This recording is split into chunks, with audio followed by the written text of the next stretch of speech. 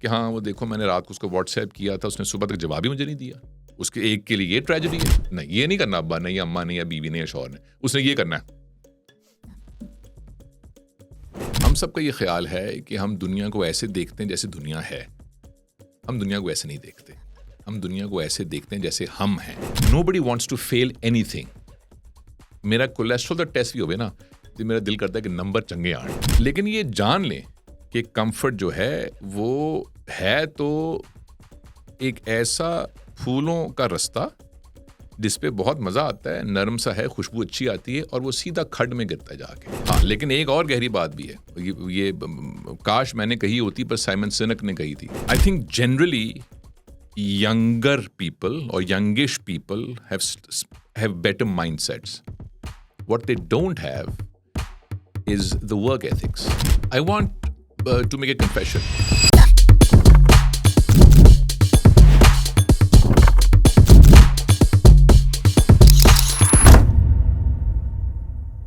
अस्सलाम वालेकुम and welcome to another episode of the Ahmed Zubair show. आज के एपिसोड में हम एक अपने पुराने मेहमान को ही दोबारा बुला रहे हैं। Is one of the most favourite guest on the podcast. तो आप लोगों ने उनको कम्युनिकेशन स्किल्स के एपिसोड में पहले देखा था। If you have not seen it yet तो आप इधर लिंक दिया होगा, उस पर जाके आप देख सकते हैं। आज हम उसी कन्वर्सेशन को आगे कंटिन्यू करेंगे क्योंकि लास्ट कन्वर्सेशन के एंड पे हमने बात की थी कि जो people who make it successful in life उनमें और रेगुलर लोगों में उन्होंने अपनी ज़िंदगी में क्या फ़र्क देखा था। And we got into the conversation about growth mindset and what not. तो डायरेक्टली हम उनके पास जाते हैं, उनसे पूछते हैं कि वो कन्वर्सेशन ग्रोथ माइंडसेट क्या चीज़ होती है और उसको डिटेल में डाइव इन करने की कोशिश करते हैं। अस्सलाम वालेकुम दिल भाई। जी वालेकुम अस्सलाम। क्या हाल चाल है आपके? बिल्कुल ठीक। मैं बता दूं ये झूठ बोल रहे हैं, ऐसा कुछ नहीं है। इनको और कोई गेस्ट नहीं मिला, इन्होंने कहा जो करीब तरीन है, आसान तरीन है, उनको बुलवा लेते हैं। तो इसीलिए मुझे बुला लिया और मैं भी आ गया हूँ। मुझे भी कोई बुलाता तो है नहीं, तो मैंने कहा चलो बुलाया तो मैं चला जाता हूँ। चले ठीक है, ज़बरदस्त है, दैट वर्क्स फॉर अस। अच्छा, सो लास्ट कन्वर्सेशन के एंड पे हमने बात की थी कि यार आपने इतना लोगों के साथ काम किया है ओवर द इयर्स, क्या चीज़ कॉमन है उन लोगों में हु मेक इट या who do something life versus who don't या जस्ट एवरेज। तो आपने डॉक्टर कैरल डवेक की बात की थी, उनकी किताब भी है माइंडसेट। तो I want to like mindset ना बड़ी जार्गन टाइप टर्म है, ठीक है। हर बंदा बोल रहा है, हर मोटिवेशनल स्पीकर अपने टॉक के अंदर बोल रहा है माइंडसेट माइंडसेट अच्छा होना चाहिए, टीम भी बोल रही है, सुन भी नहीं रहा कोई भी, व्हाटएवर। माइंडसेट क्या है? अच्छा, इसमें 2-3 चीज़ें अहम हैं। एक तो ये है कि ये एक जिस चीज़ का आप लोगों ने the younger lot have to be very conscious of कि लफ्ज़ जो हैं उनको बस ऐसे गिरा ना दिया करें। वो एक अहम चीज़ें हैं। आप समझें कि रुपया पैसा है, मेहनत से कमाया है और अब मैं लेकर जा रहा हूँ कुछ लेने के लिए, तो अब उसका ज़रा ध्यान करें। रुपये पैसे का वो गिर जाएगा, ज़ाया हो जाएगा, कुछ छीन लेगा, आप लापरवाही से कुछ खरीद लेंगे। So it's a very important asset that you have which are words. ये कोई 30-40-50 साल पहले तक हमारी जो कौम थी वो ध्यान करती थी लफ्ज़ों के बारे में। वो आहिस्ता आहिस्ता जहाँ हमने बाकी बेध्यानी की है वहाँ पे लफ्ज़ों के साथ भी बेध्यानी करते हैं हम। So we just throw big words. आप टेलीविज़न देखें, दिन रात लोग जो हैं वो इनकलाब, ऐसे लफ्ज़, बड़े बड़े लफ्ज़ ऐसे ज़ाया कर रहे होते हैं। So that's an important discipline to have. तो इसमें एक लफ्ज़ ये है कि माइंडसेट क्या है। एक तो ये बहुत ही नया सा एक लफ्ज़ है। अच्छा, मैं हरगिज़ मोटिवेशनल स्पीकर नहीं हूँ, मुझे आप इस चीज़ से दूर ही रखें तो बहुत अच्छा है। What is mindset? The conversation that you have with your self. अपने आप से जो आप बात करते हैं, जो ऐनक आपने लगाई हुई है जिससे आप दुनिया को देखते हैं, ये आपका माइंडसेट है। What does that mean? हम सबका ये ख्याल है कि हम दुनिया को ऐसे देखते हैं जैसे दुनिया है। हम दुनिया को ऐसे नहीं देखते, हम दुनिया को ऐसे देखते हैं जैसे हम हैं और समझते हैं कि वो भी ऐसी ही है।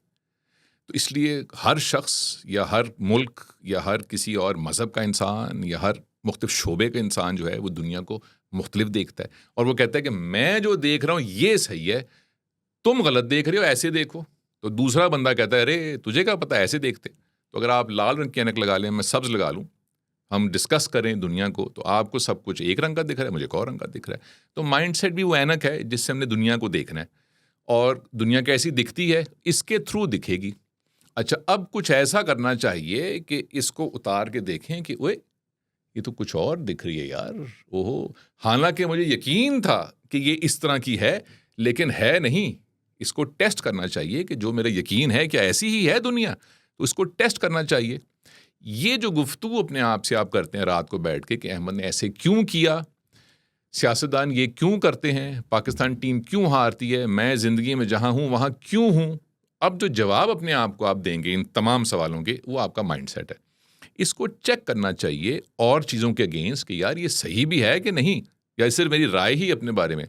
मुझे इस बात का यकीन है कि मैं दुनिया का हसीन तरीन इंसान हूँ और मैं घूमता रहूँ।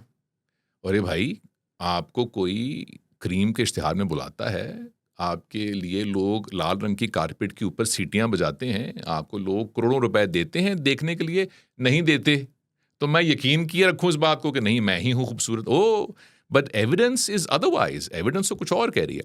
वो जो ऐनक है वो माइंडसेट है। अब आप आगे पूछेंगे तो बताऊंगा मैं। राइट, सो लाइक जो आप बात कर रहे हैं उसे हम डिलूजन भी कह सकते हैं। हाँ, कह सकते हैं डिलूजन जो है। लाइक जैसे आप कह रहे हैं कि यार अगर मैं डिलूडेड हूँ कि मैं बहुत हसीन आदमी हूँ और असल में मैं नहीं हूँ, डेटा सजेस्ट अदरवाइज, तो इसका कन्वर्स भी हो सकता है। That's a fantastic words to use, although delusional is something else. अच्छा। लेकिन ये बिल्कुल ये वो एक और ही दुनिया है, लेकिन हाँ उसी की डायरेक्शन है डिलूजनल होना, कि मेरा ख्याल है कि ये ऐसे ही है और मैं चलता ही जाऊं उसके ऊपर, बिल्कुल हो सकता है डिलूजनल। अच्छा, माइंडसेट जो है, रीसेंट साइंस ये कहती है कि ऑफ कोर्स एक इंसान की ज़िंदगी में हज़ारों वेरिएबल्स होते हैं ना। आपकी उम्र क्या है, आपका मिजाज कैसा है, पैदा कहाँ हुए थे, पढ़ाई कितनी की, उस वक्त उस मार्केट की अपॉर्चुनिटी क्या थी, वालिदैन से आपके ताल्लुकात क्या हैं, सेहत आपकी कैसी है, इन सब ने आपको कहीं पहुँचाया ज़िंदगी में, और किसी के ये फ़र्क हैं तो वो कहीं और पहुँच गया। बारिंग दैट, वो एक टर्म है लैटिन की सेट्रस पैरिबस और ceteris paribus, all things being constant, अगर सब बराबर हो, सबकी तालीम एक सी है, इंटेलेक्ट एक सा है, इंटेलिजेंस एक सी है, खूबसूरती एक सी है, आप ज़्यादा खूबसूरत नहीं हैं मुझसे, मैं अपॉर्चुनिटीज़ एक सी हैं।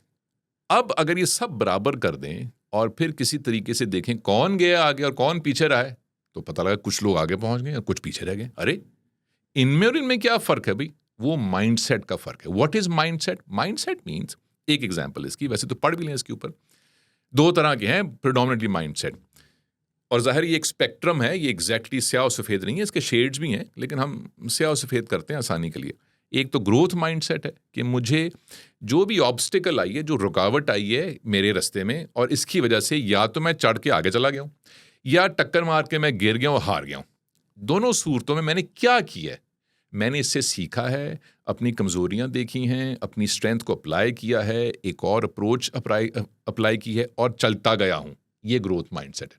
जब मेरी टक्कर हुई है रुकावट से, तो मैंने क्या किया है? मैं गिर गया हूँ, मैंने कहा है कि मौसम अच्छा नहीं है, सियासतदान बहुत बुरे हैं, इकॉनमी क्रैश कर रही है, पाकिस्तान तो मुल्क ही बुरा है, इस मुल्क का तो कुछ हो ही नहीं सकता, गर्मी बहुत।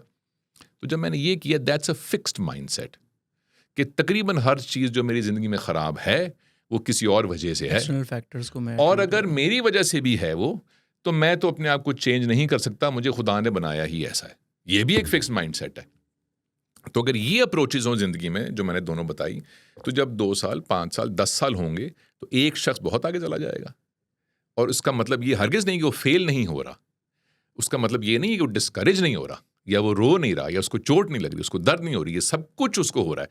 लेकिन 5-6 कुछ सालों के बाद वो कहाँ पहुँच जाएगा, और ये जो शख्स है ये उसी कॉन्वर्सेशन में पढ़ के कहाँ से कहाँ रह जाएगा। ये है माइंडसेट। ये जब मैंने पढ़ी थी किताब भी, उससे पहले भी, in addition to many other books, it completely changed the way I looked at the world and myself.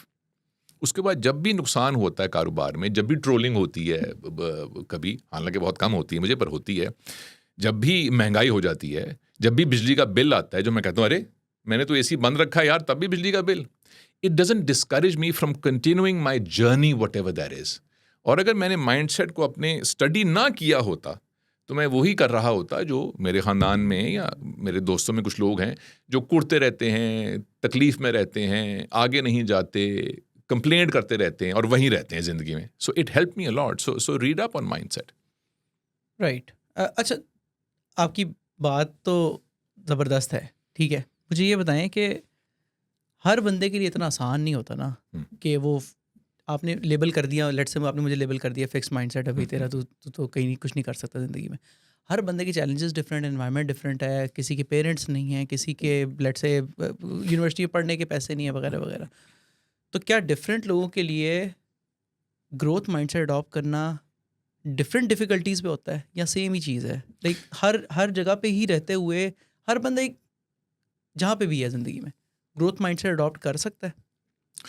मेरा ख्याल ये है कि ज़ाहिर है इसको जांचने के लिए तो हमें एक 8 बिलियन लोगों की रिसर्च करनी पड़ेगी, ठीक है, वो तो इम्प्रैक्टिकल है। मेरा ख्याल ये है, किसी ने ये दावा नहीं किया दुनिया की तारीख में आज तक, और आगे भी शायद नहीं करेगा, कि दुनिया में हमें जब ज़िंदगी मिलती है तो हर किसी को वही ताश के पत्ते मिलते हैं। ये किसी ने दावा भी नहीं किया आज तक। किसी ने ये नहीं कहा कि हमारे किसी के 2 बंदों के अवामिल एक से हैं या सिमिलर हैं।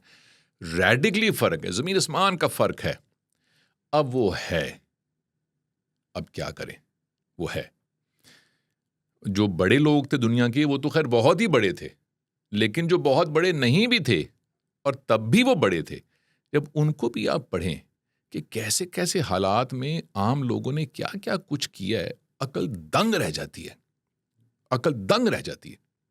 मैं आज सुबह एक किताब पढ़ रहा था, रशियन एक राइटर की, मैंने बहुत साल पहले पढ़ी थी, समझ ही मुझे कुछ नहीं आई, अब आ रही है कुछ समझ। दोस्तोयेव्स्की की क्राइम एंड पनिशमेंट। जिन हालात में उसने वो किताब लिखी, किताब तो छोड़ ही दें आप, जिन हालात में लिखी, जो उसने खतूत लिखे उस किताब के लिखते हुए अपने दोस्तों को कि मैं किन हालात में ये किताब लिख रहा हूँ, और मैं ये सोच रहा था बिस्तर पे लेट के एसी में, जब मेरी कमर में दर्द थी हर वक्त रहती है, कि मैं बड़ी मुश्किल में ये किताब पढ़ रहा हूँ, ये मैंने सोचा है। और जब मैंने देखा कि वो लिख कैसे रहा था, and I am like, so of course हर किसी के चैलेंजेस बिल्कुल रेडिकली फर्क हैं। एक फिलोसॉफिकल बात, ये जब हम पैदा होते हैं ना, तो ये जो किस्मत नामी एक ऑब्सक्योर सी एक चीज़ है जो हम लेके पैदा होते हैं मुबैना तौर पे, ये कोई एक फ्लैट लाइन नहीं मिलती हमें कि ये अमीर है, ये गरीब है, ये सेहतमंद है, ये नहीं सेहतमंद, ये कामयाब होगा, ये ब्लैक एंड वाइट पे नहीं मिलती, ये शेड्स ऑफ ग्रे मिलती हैं। तो कुछ 2-3 चीज़ें अच्छी मिल जाती हैं, 3 खराब मिलती हैं, 1 बहुत ही बुरी होती है, 2 बहुत अच्छी होती हैं, 4 कम अच्छी होती हैं, 6 बहुत बुरी होती हैं। इस तरह की एक पैकेजिंग सी मिल जाती है सबको। अब ये मैं कैसे कंपेयर करूं किसी और से, और मैं क्यों कंपेयर करूं? भाई मैंने जब अपनी बोरी खोली थी, अपनी वो गुड्स का पैकेट खोला, उसमें से ये निकला है, मुझे इसको खेलना है। अब मैटर ही नहीं करता ना कुछ और, मुझे तो इसको खेलना है। हाँ, क्या इसको खेला जा सकता है? इसको बिल्कुल खेला जा सकता है। क्या हमारे से या वो जो भी दोस्त हैं, उनसे पहले बेशुमार लोगों को इससे बुरा हैंड मिला है? बेशुमार को मिला है। क्या उन्होंने बहुत अच्छा खेला है? उन्होंने बहुत अच्छा खेला है, तो फिर तो हम भी खेल सकते हैं। हाँ, जब आपको 27 साल कैद में डाल देंगे मंडेला की तरह, और उसके बाद आप कहें कि मैं मंडेला नहीं हूं, मैंने नहीं माइंड सेट चेंज करना, फिर ना कीजिएगा। लेकिन 27 साल कैद में रह लें, या फैज साहब की तरह 4 साल कैद तन्हाई में रह लें, फिर कहें कि हाँ भी मुझसे नहीं होता। लेकिन I think most of us are much better off. अच्छा, एक और बात, जरा स्वीपिंग स्टेटमेंट दें लो हमें, इस वक्त ट्रोलिंग का मौका मिलेगा दोस्तों को। वो ये है कि कोई ऐसा शख्स इस वक्त नहीं होगा इस वक्त ज़मीन के ऊपर, बहुत ही स्वीपिंग होगी, ज़रा कम कर लेते हैं, बेशतर लोग जो दुनिया में मौजूद हैं इस वक्त, 8 बिलियन है, चलो उसमें से 7.5 बिलियन, इनके जो दादा थे या परदादा थे, वो 100 साल पहले थे, 125 साल पहले थे, वो जो जनरेशन थी, वो इस जनरेशन से उनके चैलेंजेस बेइंतहा ज़्यादा थे। तो ये तो 100 साल पहले की बात बता रहा हूँ आपको, मैं 500 साल की बात नहीं कर रहा। आज के जो लोग हैं, उनकी उम्र कुछ भी हो, उनकी चैलेंजेस और उनकी तकालीफ उस जनरेशन से बहुत कम है। इसका मतलब यह है कि बतदरीज इंसानियत ने बहुत ज़्यादा तरक्की कर ली है। तो इसलिए जो सफरिंग है, जो तकालीफ हैं, जो गम और अंदोह है, वो बहुत कम हो गया है आज से 100 बरस पहले की निस्बत, 200 बरस पहले की निस्बत। जिसका मतलब ये है, we're doing okay as a species collectively. Further tragedies होती हैं। कौन है जिसकी ज़िंदगी में ट्रेजेडी नहीं है? हाँ, बड़ी छोटी फ़र्क हो सकती हैं, मेरी भी हैं, आपकी भी होंगी, मेरी ज़्यादा बड़ी होंगी, आपकी कम बड़ी होंगी, शायद आपकी बड़ी हो। हम अपना ही बड़ा लगता है। बिल्कुल अपना बड़ा लगता है कि हाँ, वो देखो मैंने रात को उसको व्हाट्सएप किया था, उसने सुबह तक जवाब ही मुझे नहीं दिया। उसके एक के लिए ये ट्रेजेडी है, और एक के लिए ये है कि मेरी माँ और बाप कत्ल हो गए हैं किसी मुल्क में। तो ये तो बहुत फ़र्क है, लेकिन ट्रेजेडी तो अपनी अपनी है ना। वो जो दिल धड़कता है वो तो अपना अपना है, चैलेंजेस तो अपने अपने। But is it doable? I think so. I think बहुत ही बड़ा बहाना चाहिए इंसान को ग्रोथ माइंडसेट अडॉप्ट ना करने के लिए, और अपने आप से कहने के लिए कि चूंकि मुझे खुदा ने ये भी नहीं दिया, ये भी नहीं दिया, ये भी नहीं दिया, तो मैं तो नहीं हिल रहा। आई थिंक दैट इज़ ये तो बहुत ही एक एक्सेप्शनल केस हो गए। आपने बड़ी मज़ेदार बात की है। आई थिंक कि जैसे आप क्राइम एंड पनिशमेंट की बात करें, एक और किताब है man search for meaning, Viktor Frankl की किताब है। उसमें वो बेसिकली कंसंट्रेशन कैंप के अंदर होता है और वो अपनी सारी डेली की रुदाद लिख रहा होता है। उसमें वो एक जगह पे ये भी बताता है यार कि हमारे टांगों के मसल्स इतने वीक हो गए थे, हम सीढ़ियाँ भी नहीं चढ़ सकते थे, हम कांपती थी टांगें, ठीक है। सो आई थिंक बड़ा इम्पॉर्टेंट है ये, जैसे आपने बताया कि यार आज से 100 साल पहले यूएस प्रेसिडेंट के पास उतनी तेज़ कम्युनिकेशन नहीं थी जितनी आज एक स्मार्टफोन 10-15 हज़ार वाले स्मार्टफोन वाले बंदे के पास जितनी ड्राइवर तेज़ के है। पास है, चौकीदार के पास है जो इस Yes. वक्त था। तो वो आई थिंक इन कॉन्टेक्स्ट आपकी बात बिल्कुल सही है। रिलेटिवली भी आप देखें तो कोई भी बंदा ज़िंदगी में जो जितना भी बुरे से बुरे हालात में भी हो, दिल always be somebody beneath them, right? कि वो तो ऐसे होता ही है। तो I think that is how I like मेरा सोचने का तरीका सिंपली ये है कि यार have very less expectations of कि यार अल्लाह से मुझे क्या चीज़ किस्मत में मिल जाए, एंड दैट रियली हेल्प्स कि and that also gives you kind of feeling of an agency कि यार किस्मत ने मुझे जो देना था दे दिया, अब उसके बाद जो मैंने खुद ही करना है। तो वो दो ही तरीके हैं ना, या तो आप कहें यार जो किस्मत में होगा मिल जाएगा, दूसरा है आप उसके लिए जस्तजू कर लें। तो मेरा भी बेसिकली मोर लेस सेम ही तरीका है ऐसा सोचने का। तो ये बताएं कि लेट्स से मैं फिक्स माइंडसेट में हूँ, लेकिन मुझे पता ही नहीं है मैं फिक्स माइंडसेट में हूँ, ठीक है? पता होता तो मैं ना होता। तो अब कैसे लाइक कोई टेस्ट बताएं, कोई हैक्स बताएं कि मैं कैसे पता करूं कि यार मैं फिक्स माइंडसेट में हूँ, क्योंकि अपने आप को कन्फ्रंट करना बहुत मुश्किल काम है, क्योंकि you living with yourself since forever, and जो आपको बचपन में हो सकता किसी और ने बता दिया, आपके माँ बाप ने आपको ये बात बता दी हो कि भाई हम जैसे लोग जो है ना ये ज़िंदगी में यहाँ तक ही पहुँच सकते हैं, इससे आगे नहीं पहुँच सकते। बचपन में माँ बाप की 3 साल 4 साल की उम्र पे अगर किसी पेरेंट्स ने ये बात कह दी है उसे, उसको डिफाई करना तो एक बहुत ही अलग चैलेंज होगा, ठीक है? तो सबसे पहले तो आइडेंटिफाई करना ना यार कि मैं किस कैंप में हूँ, कैसे आइडेंटिफाई करें? ये बड़ी इंटरेस्टिंग बात है कि वालिदैन ने या घर वालों ने 3-4 साल की उम्र में या उसके बाद भी आपको कुछ इंजेक्शन लगा दिए हैं कि हम ऐसे नहीं कर सकते या वैसे नहीं कर सकते। कुछ उसमें से ठीक भी होते हैं इंजेक्शन। अच्छा, बड़ी दिलचस्प बात ये है कि साइकोलॉजी ये कहती है कि हम जो 95% जो हम हैं वो और लोग हैं, वो हम नहीं है। अच्छा, हाँ, क्या मतलब? a lot of us are actually other people. कि हम कपड़े वो पहनते हैं, खाने पसंद वो करते हैं, ज़ुबान वो बोलते हैं, क्रिकेट के मैचेस क्यों देखते हैं, ये सब काम क्यों करते हैं? क्योंकि बाकी ये सब काम करते हैं। पसंद नापसंद हमारी क्या है, सुबह कितने बजे उठते हैं, हमारा शोबा क्या है, तकरीबन वही होता है जो हमें कहा गया है, ये हमारे आसपास है, ये उस वक्त का ट्रेंड है। So a lot of what we do and we think we are doing this, it's not us doing this, it's the influences जो हम पर हैं जिसमें हम ढल चुके हैं। आप तसव्वुर करें ड्रम है बहुत बड़ा सा सुर्ख रंग के पेंट का, उसमें छलांग मार दें और बाहर आए और आंखों को ऐसे करें तो आपको तो लग रहा है कि अच्छा मेरी आंखें साफ हो गई, अच्छा दुनिया ऐसे, लेकिन जो आप रंगे हुए हैं जिस रंग में वो आपका नहीं है, वो आपको सोसाइटी ने और फैमिली ने और वालिदैन ने और अम्मा अब्बा ने, इन सब ने आपको रंगा हुआ है। तो उसको रगड़ कर उतारना वो भी एक पूरा काम है। अच्छा, उसमें से कुछ बातें सही भी हैं, मतलब वैल्यूज आपको दे देती है आपकी फैमिली या आपका culture, that's a very important thing to do.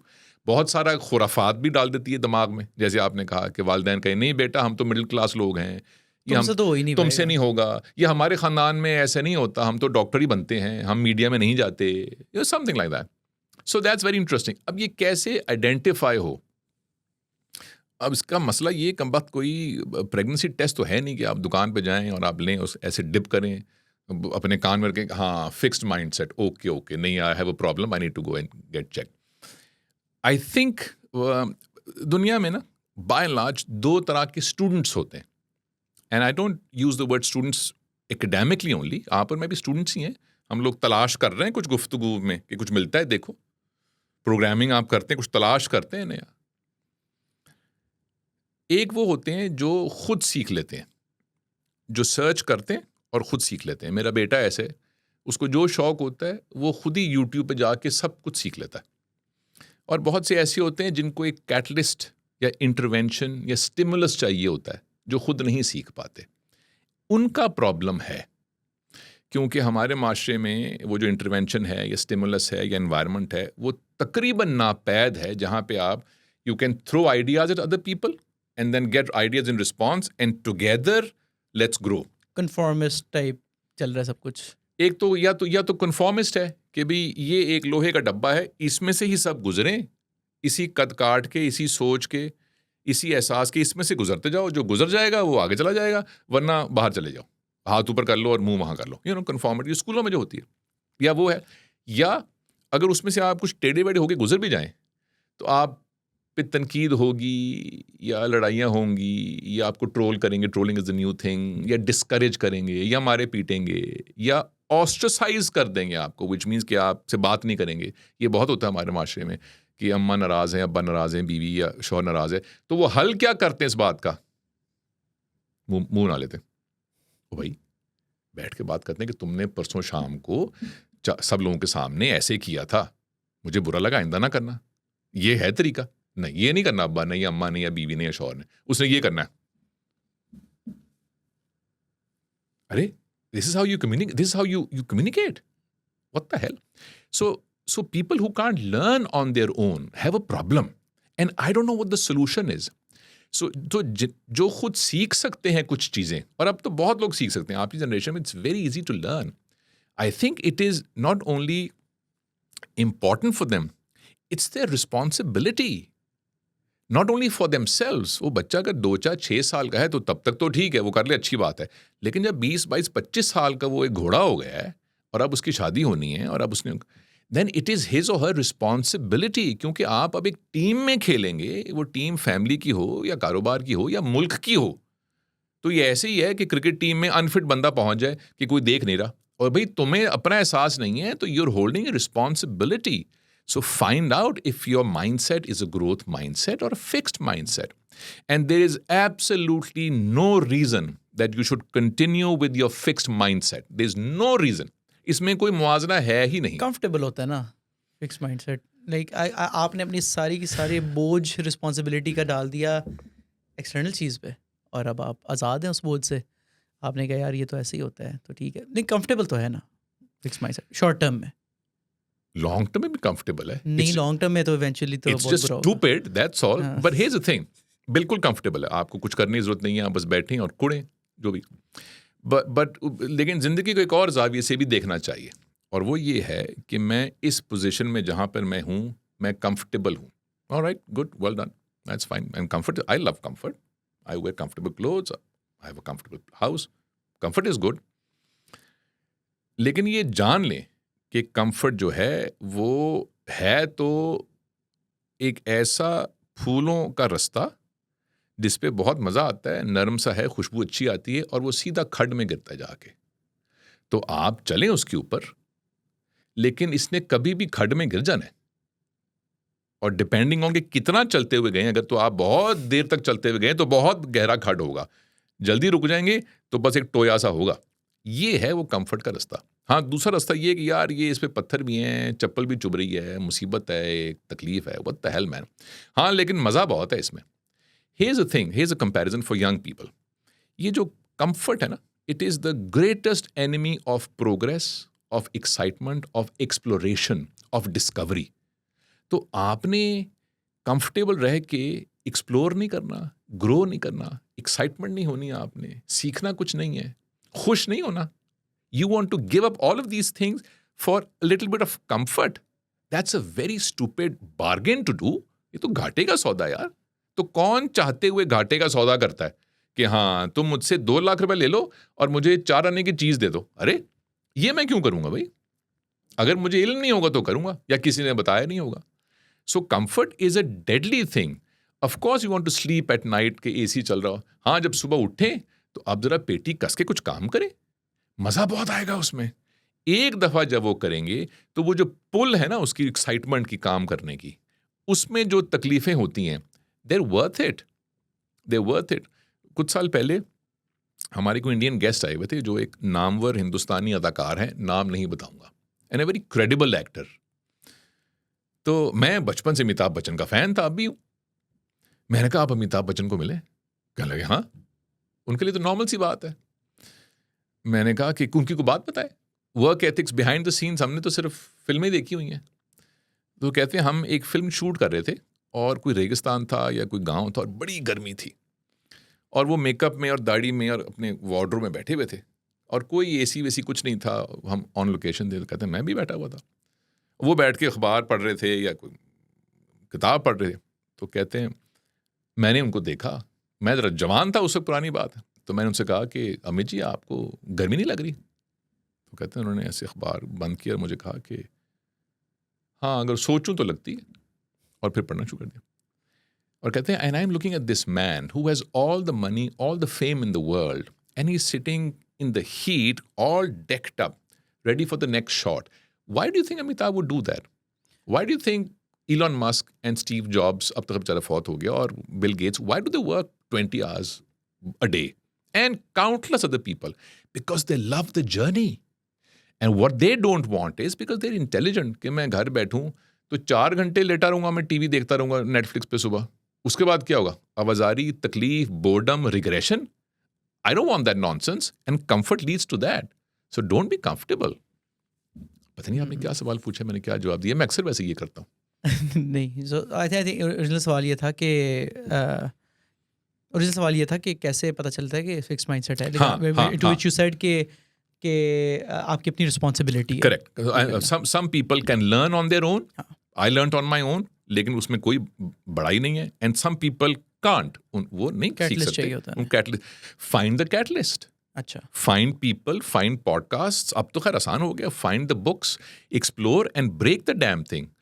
जब भी कोई मेडिकल टेस्ट के लिए हम जाते हैं या वैसे कोई इम्तिहान के लिए जाते हैं, nobody wants to fail anything. मेरा कोलेस्ट्रॉल का टेस्ट भी हो ना तो मेरा दिल करता है कि नंबर चंगे आन, we just want a good result. So जब माइंडसेट को आप टेस्ट करेंगे अपने, you don't want to fail that test. You would want to pass कि हाँ मेरा तो बड़ा अच्छा माइंडसेट है। हाँ, अगर आपका ये ख्याल है तो फिर probably fixed ही होगा। So you want to be corrected. मेरी एक गुफ्तगू हो रही थी किसी के साथ, वंडरफुल मैन, देसी था पर he lived in America. तो उसने कुछ कहा, मैंने कहा what if I prove you wrong? मैं मेरा जोशीला पाकिस्तानी था, जवान था उस वक्त, मैंने कहा what if I prove you wrong? तो उसने कहा I would love that. Because then I wouldn't be wrong anymore. Right. And I thought, wow, यहाँ पे तो लोग मरते हैं कि खबरदार तूने मुझे गलत साबित किया। बदतमीजी कर। मैंने माने नहीं, मैं तो हूँ नहीं गलत। And मैंने कहा look at this man, ये कह रहा है कि अगर तुमने गलत साबित किया I would love it, क्योंकि फिर मैं तो अब मुझे कभी गलत होने की जरूरत नहीं है उस बात के ऊपर। I thought that was like wow, fantastic. So अगर आप माइंडसेट चेक करें अपना किसी तरीके से और आपको पता लगे कि ओए ये तो फिक्स था, that's fantastic to know, because now you know, and that's the first step. Half the problem maybe. हाँ, ठीक है, सही है। Of course उसके अंदर बायस का रूम तो for sure होगा। जब आप देखेंगे आप शुरू में तो I think बहुत uncomfortable होता है। मुझे तो I think कि I don't know 27-28 साल की एज पे जाके पता चला कि यार आपको एक दफ़ा बैठ के ना अपनी एक दफ़ा पास्ट को ना दोबारा रीलिव करके लिख के सोचना चाहिए कि यार जो मेरे आज ओपिनियंस हैं जिनको मैं इतना क्लोजली होल्ड करता हूँ, उनमें से सही कितने और गलत कितने। पहले तो आपका दिमाग कहेगा भाई सब सही है, सब सेट है, माँ बाप ने कहा था ये, तो वो था, सारा कुछ सही है। But when you write them and then you ponder over, आप उनके ऊपर तदब्बर करें, आराम से बैठ के देखें, तो ये एक ना मसल डेवलप करने की तरह है। लाइक शुरू में आपको लगेगा यार कि ये तो बिल्कुल ये 2+2 की तरह है, लेकिन आहिस्ता आहिस्ता it starts to get a little hazy. फिर आप कहेंगे यार अच्छा नहीं, शायद 2+2 नहीं है, शायद थोड़ा सा फ़र्क है इसके अंदर, और do it over and over again and then you build that muscle. जो जैसे आपने कहा कि eventually go to that point जहाँ पे you should be open to change yourself 100% of the time. Why won't you, right? तो वो मेरे लिए तो ये हेल्प किया कि बड़ा इंपॉर्टेंट ये है कि आप ये मसल ज़रूर डेवलप कर लें कि आप अपने बिलीव्स को थर्ड पर्सन की तरह देख सकें कि अगर कोई और ये कर रहा होगा तो फिर मैं क्या करूँगा उसके अंदर। दैट्स ग्रेट, सही है। अच्छा, तो हिस्टोरिकली आपने जिन भी लोगों को ग्रोथ, तो ये थोड़ा सा इसमें बताएं कि ग्रोथ माइंडसेट वाले में भी जेनेटिक्स, किस्मत वगैरह का भी कोई हाथ है, या it's just everybody's own agency? क्या कुछ एक ख़ास तरह का जेंडर, एक ख़ास तरह के लोग, एक ख़ास तरह का एज ग्रुप में ज़्यादा लाइकली होता है कि आप ग्रोथ माइंडसेट अडॉप्ट कर सकते हैं, या इट इज़ जस्ट यूनिवर्सल? अभी जब आपने कहा कि आपने 28 साल में जाके ये डिस्कवर किया फ़लाँ, तो मैं सोच रहा था मैंने 50 में किया है डिस्कवर, या 48 में, जो आपने 28 में किया है। तो आपने शायद बात ये बताई कि मैंने कितना लेट किया है, तो मुझे ये ख्याल आ रहा है कि मैंने तो फिर बहुत ही लेट किया है. So is it genetics? I don't know. I was a bloody fool, an overgrown teenager at 28. मैं सच्ची बता रहा हूँ आपको. And I look at a 28-year-old or however old you are now and other people, and I'm like, how did these buggers know all these things? ये 28 साल में हमें तो, या मुझे तो कुछ, मेरे फरिश्तों को ये बातें नहीं पता थी जो इनको इस उम्र में पता है. So is it genetics? I don't know. Is it the internet? I don't know. Is it the environment you live in? I don't know. I don't know. मुझे याद भी नहीं है कि मैंने पहला शेर याद कब किया था. मुझे नहीं याद. मैंने शायद बोलना भी शुरू ना किया हो जब मुझे शायरी याद थी. Theoretically. क्यों? Because I was in an environment where everybody talked to everybody in poetry. हर किसी को, मेरे हर बुजुर्ग को सारे शेर याद थे, तो मेरे भी काने पढ़ते गए, तो मुझे भी याद हो गए. तो अब जिसको नहीं याद उसके लिए तो ये बहुत बड़ी बात है, और उसने याद करने हैं, कह रहे इनको शायरी याद है तो मुझे तो नहीं याद, तो फिर आपको ढूंढना पड़ेगा वो सारा कुछ. सो जब आप किसी एनवायरनमेंट ऐसी हो जहाँ पे ग्रोथ माइंडसेट के लोग हों आसपास, वो क्रॉस क्वेश्चन करते हों, वो एक दूसरे की राय को क्रिटिक करते हों, वो एक्सेप्ट करते हों जब वो कोई बोंगी मारें और दूसरा कहे कि वो ऐसे नहीं आके, हाँ that's right, I think you're right, ये कल्चर हो तो जल्दी डेवलप हो जाएगा. अगर आप एक बहुत ही फिक्स्ड जगह पे हो जहाँ पे रिजिड माइंडसेट हैं आपके आसपास लोगों के, हायरार्की बहुत स्ट्रांग है कि बस अब्बा ने कह दिया, अम्मा ने कह दिया, दादी ने कह दिया, दादा ने कह दिया, पीर साहब ने कह दिया, बस कोई सवाल नहीं करना. तो अगर आपने ऐसे कल्चर में, ऐसे ख़ानदान में आँख खोली और वहाँ पले बढ़े, तो आपके लिए बहुत मुश्किल होगा वहाँ से हिलना. So it, I don't think it's genetic really, I think it's learned. ठीक है, सही है. सो आपने इन योर लाइफ आपने काम किया होगा, आपने बूमर्स के साथ भी काम किया होगा, आपने मिलेनियल्स के साथ भी काम किया है, आपने जेनजी के साथ भी काम करते होंगे अभी. तो over as the generations are progressing, आपको क्या लगता है कि माइंडसेट जनरली किस साइड पे जा रहा है? यार ऑफ कोर्स ये बिल्कुल एक वेग सी बात है, क्योंकि मेरा एक्सपीरियंस जो है इन लोगों के साथ बात करने, ये कुछ साइंटिफिक एविडेंस तो नहीं है, मेरा एक्सपीरियंस ही है. I think generally younger people or youngish people have better mindsets. What they don't have is the work ethics or the values. तो मुझे लगता है कि ट्रेड ऑफ हो रहा है generally speaking. Older people would perhaps score higher on values and lower on growth mindset. और अब younger people generally speaking, चूंकि उनका exposure है, नई चीज़ें हैं, experiment करते हैं, learn करते हैं, उसने ये किया, देखते हैं. So they are of course they are good learners, so their growth mindset है. वो जो deeper चीज़ें हैं, the invisible things we call values, वो मुझे लगता है कि overall बहुत कम है. वक्त पर ना आना, respect ना करना, सलाम ना करना, integrity को value ना करना, emotional intelligence की तवज्जो ही कोई नहीं है, ownership. Generally I think they would perhaps score less on these things. Which one is more important? I'm an old school person. Of course, my vote will always be for one of these two things, which is values. Right. And why do you think that is? ऐसे क्यों होता जा रहा है? Like, I talk to a lot of business owners, a lot of founders. You are also like, of course, running multiple businesses that we talked about last time around. आप किससे भी पूछ लें, they're always hiring great people. But उनको नहीं मिल रहे, ऐसे क्यों हो रहा है? What's the question? They're always hiring. They can't find great people. हाँ, एब्सोल्युटली. यार ये जो आपने 5-6 चीज़ें बताई हैं, इनमें से 2 they would kill to hire people. जिनमें से 2 चीज़ें ही उनमें से. माइंडसेट तो बात की बात है. भाई मुझे ओनरशिप, वक्त पे आना और मे बी सलाम करना, ये 3 चीज़ें भी किसी के अंदर हो तो great. Like what I look for is high energy, high intelligence, high integrity. ये 3 चीज़ें बड़ी इंपॉर्टेंट है मेरे लिए. 3 में से 2 भी हो जाए ना तो इट्स अ शॉकर. तो ऐसे क्यों हो रहा है? ऐसे क्यों हो रहा है? Like what are we doing wrong?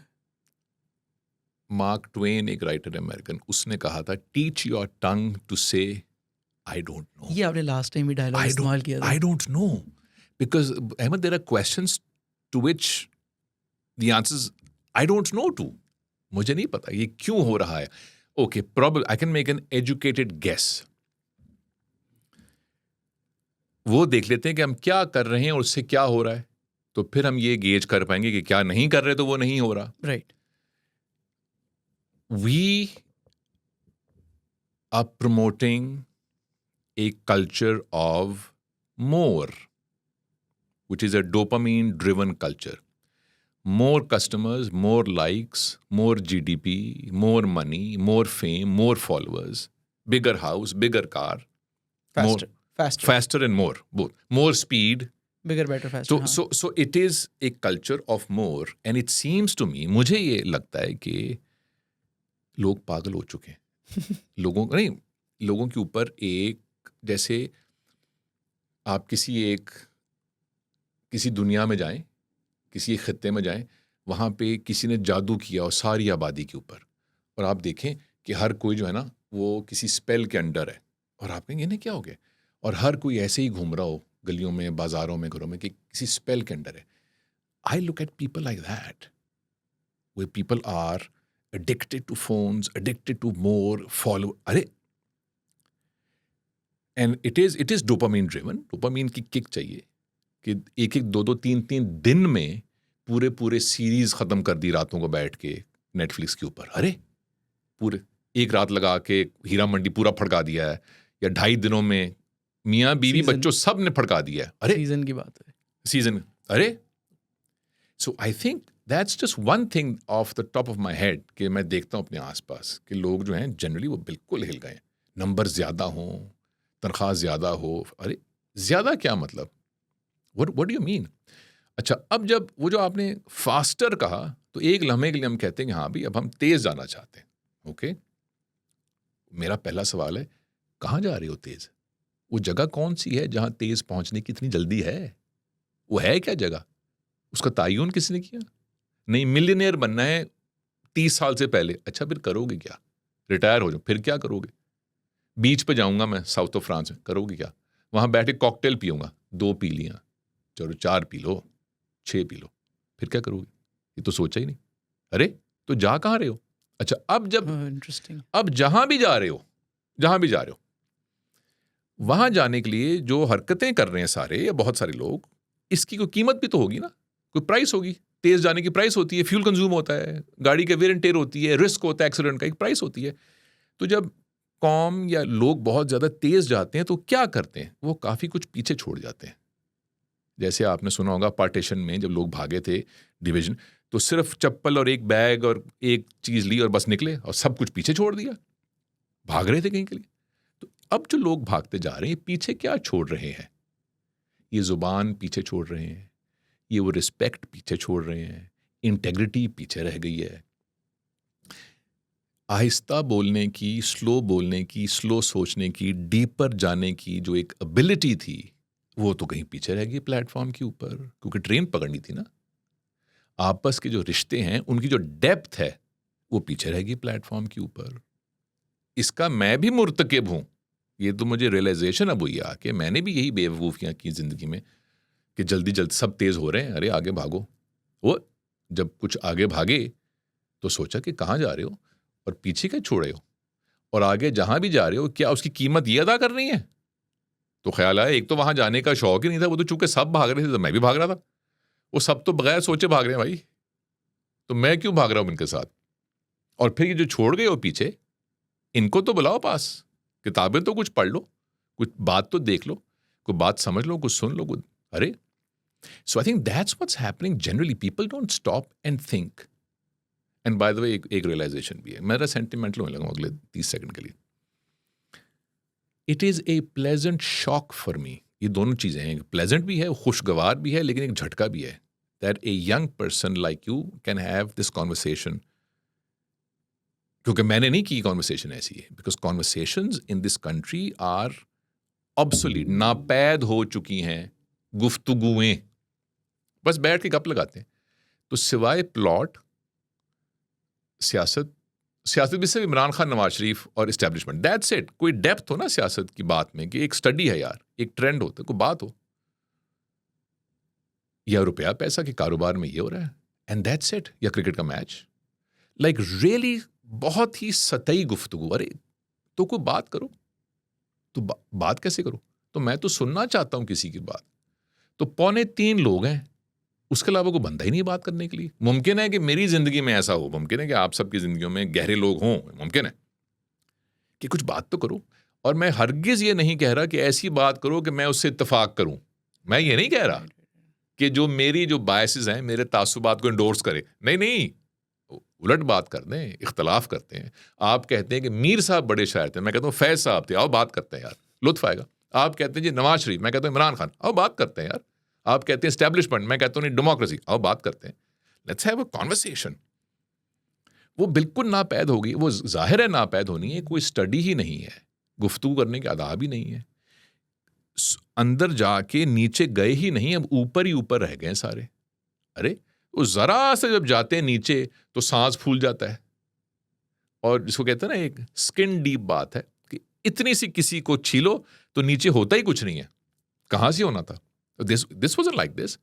So I think, सवाल पता नहीं आपने क्या पूछा था। ये नहीं, आप कह रहे हैं कि environment is like overall environment hyper consumerism type, fast सब कुछ बना हुआ है, जिसकी वजह से everybody is in that race. उनको नहीं पता कि वो कहाँ जा रहे हैं, लेकिन आई जाना थिंक सबको सो। है। मेरे जहन में तो यही है। अच्छा, मेरा एक और भी ये ख्याल है, वो ये है कि 1980s में जब मैं बड़ा हो रहा था, आप तो खैर पैदा भी नहीं हुए थे, मैंने पिछले वाले में एक गिल्ली डंडे की बात की थी, वो किसी ने बड़े नाराज़गी से मुझे किसी ने पकड़ा, सर आपने क्यों कहा था। मैं कहा यार हमारे बचपन में हर कोई ये कहा करता था बचपन में, it used to be a joke because we were an open minded society. तो 40 साल के बाद बजाय ये कि हम और हों, हम पहुंच गए हैं 18वीं सदी में। But anyway that's irrelevant. अच्छा, आपकी ना हमने दो मेन बातें की हैं इसके अंदर। एक तो हमने ग्रोथ माइंडसेट वाली सारी बात की है, दूसरी बात हमने मेनली की है कि यार बिगर बेटर फास्टर की रेस वगैरह सारा कुछ। समबडी माइट आर्ग्यू कि ग्रोथ माइंडसेट भी तो आपको उधर ही लेके जा रहा है ना। यानी ग्रोथ माइंडसेट से आप क्या कहते हैं कि ग्रोथ माइंडसेट होगा तो आप तरक्की करेंगे, ज़िंदगी सक्सेसफुल हो जाएंगे, याडा याडा याडा। तो ग्रोथ माइंडसेट भी तो आपको वहीं पे लेके जा रहा है जिस चीज़ को आप कह रहे हैं कि यार this is why we are here. तो इनको डिफ्रेंशिएट कैसे करें? I think that's an interesting parallel to draw. Although I think कोई ज़बरदस्ती का जोड़ है कि ग्रोथ माइंडसेट मीन्स, वो जो ओलंपिक्स है ना, ओलंपिक गेम्स जो होती हैं, उनका जो मोटो है इट इज़ ऑल्टियस फोर्टियस, एक और भी है, तो 3 लफ्ज़ हैं, फास्टर हायर स्ट्रॉन्गर, ये उनका। So which is I am all for that. लेकिन मैं कुछ और कह रहा हूँ। It is not the speed, हम रफ्तार के ख़िलाफ़ नहीं हैं, हम बढ़ोतरी के ख़िलाफ़ नहीं हैं। आगे तो बढ़ना ही चाहिए, और क्या करना है, बैठ जाना है हमने एक जगह। ऑफ कोर्स बैठ तो नहीं ना जाना हमने, ऑफ कोर्स हमने जो चीज़ें पुरानी हैं उन पे बैठ तो नहीं जाना, कुंडली मार के जैसे सांप बैठता है ख़जाने के ऊपर के बस। अलामा साहब का एक शेर है कि बाप का इल्म न बेटे को अगर अजबर हो, फिर पिसर काबिले मीरा से पिदर क्यों कर हो। जब औलाद को बुजुर्गों का कलाम ज़ुबानी याद ही ना हो तो फिर वो इस मीरास के काबिल ही नहीं है। तो एक तो याद तो कर लें, पर बैठ थोड़ी जाएंगे। Of course we'll keep moving. However I think this argument doesn't really hold कि वो ग्रोथ माइंडसेट मीन्स के फास्टर हायर स्ट्रॉन्गर, आगे बढ़ते जाना है। ऑफ कोर्स बढ़ते तो जाना ही है, that's a given, that's a given. The question is in which direction, at what cost. At what cost, हाँ, That's- ये है बस। ये वो दो बातें डिफरेंट है उसमें। ये हाँ, है ठीक बस सही बात। है। राइट कि हाँ, कहाँ जा रहे हैं और कितनी स्पीड से जाना है और उसके against उसकी आप प्राइस क्या छोड़ दे के रहे उसकी हो। प्राइस क्या दे हाँ, रहे हो। लेकिन एक और गहरी बात भी है, ये काश मैंने कही होती, पर साइमन सिनक ने कही थी, और वो ये है कि और गहरा चले जाए बीच में, वो ये है क्यों, what's your why are you going where you are going. वो तो बहुत बात की बात है वो मेरे तो ख्याल सबसे से। पहली बात है, बात नहीं, की। आई थिंक के लेवल्स है ना, जो like of being intentional about yourself. Like Correct. जिंदगी को डिलिबरेटली अगर आपने जीना है तो उसमें वाई वाला मेरे ख्याल से मकाम बहुत बाद में जाके आता है। ऑल्दो आई नो कि वो स्टार्ट विद वाई वाली की आप बात कर रहे हैं, लेकिन ठीक है। साइमन सिनिक से ही there is this really good book by him, infinite game, leaders eat last. Leaders eat last. उसके अंदर एक बड़ा ज़बरदस्त चैप्टर है EDSO, endorphins, dopamine, serotonin, oxytocin. तो बताता है कि यार ये 4 हार्मोन्स हैं, ये 4 हार्मोन्स कहाँ का किस सिचुएशन में निकलते हैं और ये कैसे आप how can you use them to your advantage. तो इसी लाइक ग्रोथ माइंडसेट से ही थोड़ा सा टेंजेंशियल है लेकिन रिलेटेड है वो, if you want to look into it. ठीक है, सही है। अच्छा, we are towards the tail end of this. तो मुझे ये बताएं कि लाइक ग्रोथ माइंडसेट का कोई अभी नहीं प्रैक्टिस कर रहा, ग्रोथ माइंडसेट प्रैक्टिस करना शुरू करता है, इवेंचुअली उसका लॉन्ग रन में उसे फ़ायदा क्या होगा, and then we can just basically close this off. तो इसको फ्लिप करते हैं सवाल को। ठीक है। वो ये है कि अगर मेरा ना हो ग्रोथ माइंडसेट तो क्या मसला है उसमें? हाँ पहले यूं देख लेते हैं ना हाँ ठीक है। कि फ़ायदा, हाँ ये तो अच्छा फ़ायदा नहीं है, मुझे नहीं चाहिए, और एक काम करो हम जाते नहीं, अगर मैं ये ना करूं तो क्या होगा और क्या मुझे वो चाहिए? अगर ग्रोथ माइंडसेट ना हो, जिसका मतलब ये है कि आप ज़िंदगी को जिस तरह से देखते आए हैं, जो तासुबात आपके हैं और आपको यकीन है कि तासुब नहीं है ये, या आपको यकीन है कि तासुब है, दोनों सूरतों में उसको रखें। जो आपकी राय है उस राय के ऊपर आप कायम हैं। किस वजह से, वो वजह भी आपने नहीं याद, आपको कि वजह क्या थी, ओपिनियन याद रहेगी और बस उसके ऊपर आप मुसम्मम तरीके, मोहकम तरीके से खड़े हुए हैं। जो चीज़ जैसे करते आए हैं उसको वैसे ही कर रहे हैं। क्यों? ऐसे ही होती है, फुप्पी ने ऐसे ही की थी 1832 में, मैंने देख लिया तो मैं तो ऐसे ही करते आ रहा हूँ। पर इसको अगर हम ऐसे कर लेंगे तो वक्त और पैसा बहुत बच जाएगा। नहीं, लेकिन ये तो ऐसे ही होती है। साहब ने ऐसे ही कहा था। साहब ने ऐसे ही कहा था। इस तरह की बेशुमार चीज़ें और FA BA करते हैं या A-levels करते हैं, उसके बाद फिर इंजीनियरिंग करते हैं या फलां। क्यों? क्योंकि सारे ये करते हैं, क्योंकि पिंकी भी यही कर रही है और मुन्ना भी यही कर रहा है और गुड्डू भी यही कर रहा है, सब यही करते हैं। अरे तो इसकी प्राइस क्या है? इसकी एक प्राइस तो जाहिर है प्रॉबली फाइनेंशियल और प्रोफेशनल रिग्रेशन है कि आप आगे नहीं बढ़ पाएंगे अगर सस्ते छूट गए, वरना डिजास्टर भी हो सकता है। ये दोनों हो सकते हैं कि आगे नहीं बढ़ पाएंगे तो अरे वहीं खड़े रह जाएंगे 20 साल 25 साल 10 साल जहाँ पे हैं। अरे आगे वहीं क्यों रहना है भाई, जिंदगी गुजर रही है तो आगे नहीं बढ़ना था। एक तो वहीं, फिर दूसरा ये कि डिजास्टर हो जाएगा आपके साथ, वो भी हो सकता है कि ले ऑफ्स हो गए तो आपको उन्होंने डेड वुड की तरह बाहर फेंक दिया। अब क्या करेंगे आप? आपने तो कोई तैयारी ही नहीं की थी आगे के लिए। तो एक तो ज़ाहिर ये प्राइस है, तो ये क्यों पे करना चाहते हैं? रिश्तों में भी यही प्राइस पे करेंगे आप, एक स्टैग्नेशन की प्राइस पे करेंगे कि रिश्ते आगे बढ़ेंगे नहीं, उनमें खूबसूरती और एक लज्जत और नयापन आएगा ही नहीं, नए दोस्त मिलेंगे नहीं आपको, नई बातें नहीं पता चलेंगी आपको। तो ये क्यों करेंगे आप? It is beyond foolish, it is preposterous. ये बेवकूफ़ी की माशाल्लाह एक अजीम तरीन नहज होगी अगर आप जानबूझ कर ये करें।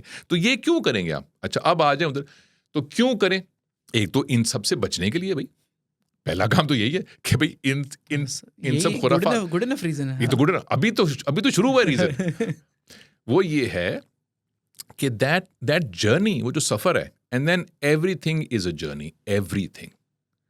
Love is a journey, religion is a journey, sports is a journey, career is a journey, love is a journey, marriage is a journey, being a son और being a daughter is a journey. वो कोई destination तो नहीं है कि बस अब मैं अम्मा की बेटी हूँ। हाँ, लेकिन रोज सलाम करेंगे, उनके साथ प्यार करेंगे, कभी कोई नाराजगी होगी अम्मा को खाना पका के देंगे, एक जर्नी है ना। So growth is also a journey, and you don't want to be on a journey. Why would you not want to be on a journey? एक सफर पे क्यों नहीं निकलेंगे? हाँ, कहीं सस्ता लेंगे, रुक जाएंगे थक के, लेकिन सफर तो चलते ही रहेगा ना उसके बाद, क्योंकि चल तो रहा ही है सफर। नॉन यूनिवर्स में कोई चीज स्टैटिक नहीं है, नॉन यूनिवर्स में कोई चीज साकिन नहीं है। वो क्या लामा साका मिश्रा, सबात एक तगय्युर को है ज़माने में कि the only constant thing is change. तो वो तो पूरी नॉन यूनिवर्स में कोई चीज़ साकिन नहीं है। So you want to go against the universe, well good luck, good luck. अच्छा एक और बात वो ये है, मेरा एक दोस्त है, अब तो नहीं है, पहले था ऐसे बहुत सारे, वो वो सिगरेट बहुत पीता था और वो कहता था कि बड़ी बुरी चीज़ है लेकिन मैं इसको छोड़ नहीं सकता। मैंने कहा अच्छा क्यों? कॉलेज जीन्स में तो नहीं था, मैं जहाँ भी था छोड़े। मैं क्यों? कि यार वो बड़ी आफा। मैंने कहा अच्छे काम करते हैं, मैं और तू मिल के लगाते हैं शर्त कि तू सिगरेट छोड़ देगा। कहता है नहीं यार वो मुझे पता है कि ये बड़ी ख़राब चीज़ है यार।